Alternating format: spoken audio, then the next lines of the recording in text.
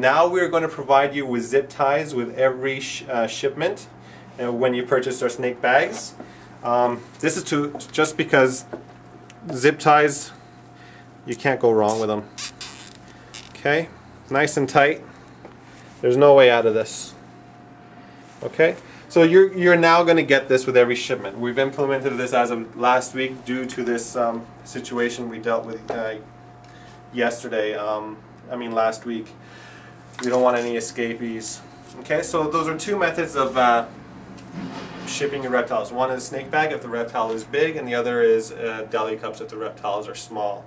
There's plenty of airflow through this bag, so don't worry about punching any more holes in. I've never had anybody ask about that, but don't worry, there's a lot of airflow in here. Now, you can simply transfer that snake into this comfortable box.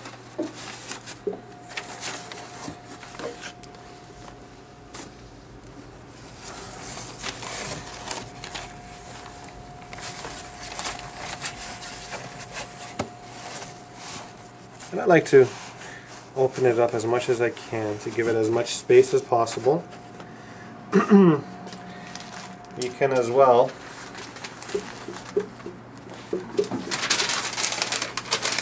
what I like to do now, before I used to go like this, crumple it up, put it in space. You can still do that, there's nothing wrong with it. But now I just like doing it like this.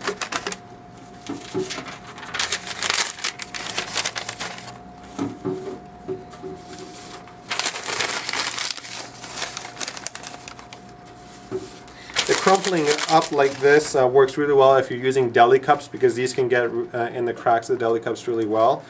But for shipment with a snake, this is what I usually do. Okay, I'm not going to keep going, but you get the idea. Keep going until there's no more space for the snake to get tossed around while in transit. Please make sure it's tight, comfortably tight. I don't want it to be so tight that it's hurting the animal, but definitely comfortably tight. Again, some of our nationwide customers, they don't make it even close to being comfortably tight, and the animal gets tossed around quite a bit, I would assume.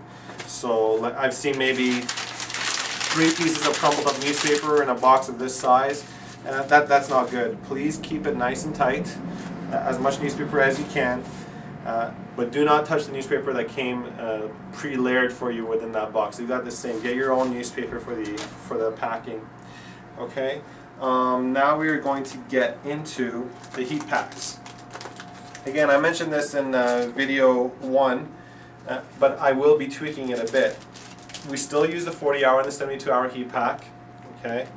But the only thing we do not do anymore is stick the 40-hour heat pack on top of the styrofoam lid. So this procedure we don't use anymore. Remember when I told you guys to put the heat pack on top of the lid and tape it into place?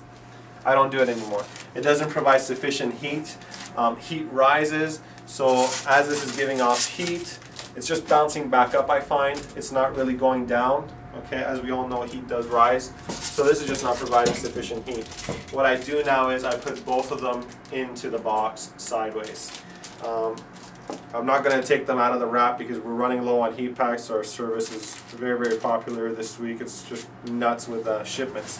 So I'll just show you how to do it while the heat packs are in the wraps. So if you just want to come close here, as I mentioned in the first video, the 72-hour heat pack has to be activated 1.5 hours prior to you putting it in the box. Again, you're going to take it out of the wrap, put it with the red lines facing outward into a towel, and cover it up. Okay. First you're going to obviously shake it, then you're going to put it into the towel, and this will help increase the time that the heat pack is going to get warm. The 40-hour heat pack, you're good about 30 or 40 minutes prior to shipping out. So I put this in 40 minutes before I ship. So you can take it out of the wrap, red lines facing outward, put it underneath this towel as well. Okay.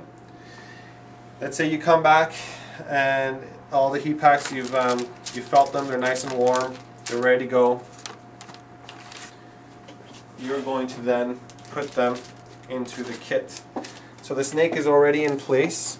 You are going to put the 72-hour heat pack with the red lines facing out, the 2 red lines. You're going to put it right here. and the 40-hour will go on the opposite side, about right here. Again, what you can do is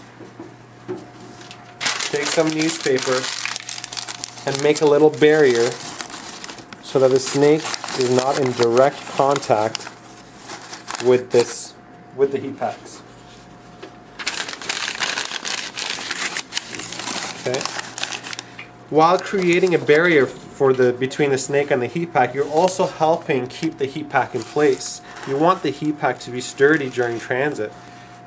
You don't want it to be tossed around and then all of a sudden the red lines facing outward are facing downwards on the bottom of the box. You don't want that. So keep packing it up to keep it nice and sturdy, and you're good to go. You will then put the lid on. Obviously you're going to keep putting newspaper on here to keep it tight. There it is. You're then going to put the lid on. Don't forget, this goes back on top of the lid. Very, very important. I want this to be the first number the customer sees when they receive the package, in case something should go wrong. They will call us, nobody else. You will tape this up with your shipping tape. In the first video I said I want it to be taped up here, here, and here. I no longer like to do this. I only like to do 3 layers here, 1, 2, 3 to make it nice and secure, and only pick one side, either this one or that one, to tape up. I want one side to be open. I do find better success with this as some air, a little bit more air does come in here to keep the heat packs going. So I definitely want more airflow. So just tape up the top here and then pick one of these sides. Again, I do not want any air holes in the box. As you can see, the box has a lot of corner cracks, okay? There are a lot of airflow. And our boxes usually never close up all the way anyways.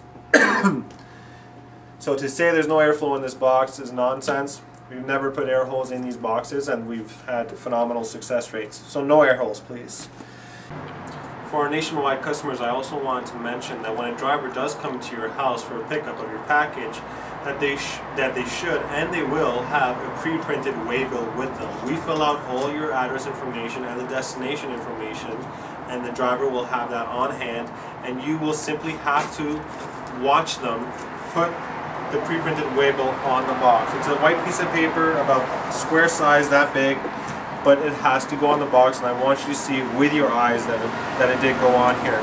If it doesn't go on here, nobody will know where the package is going to, came from. The chances of it being lost is very high. We've never really had an issue with the driver not having the waybill with him. Maybe one situation, that's it. But if he ever asks you that he doesn't have if he ever tells you that he doesn't have the waybill on him for you to fill out a waybill, don't do it. That's an error on his part. I do not want any of our any of our nationwide customers filling out any paperwork whatsoever. Why? Because I find that a lot of you guys, a lot of past nationwide customers have made mistakes on the waybill, and the mistakes have resulted in multiple parties being charged for one package.